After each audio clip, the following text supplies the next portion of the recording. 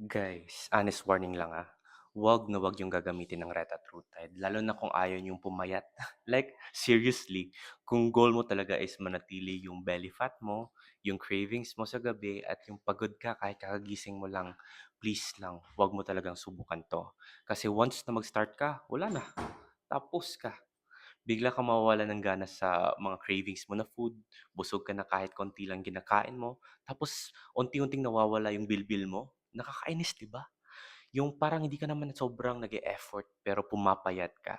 At eto pa, yung energy mo, nako, bigla nagiging alive. Yung mukha mo, mas fresh, mas defined, mas glowing, sobrang hassle talaga. Kaya kung ayaw mong gumanda yung katawan mo at kung ayaw mong magmukhang mas healthy, please, iwasan mo talaga ang Retatrutide. Pero kung ready ka na for major glow up, well, ikaw nang bahala.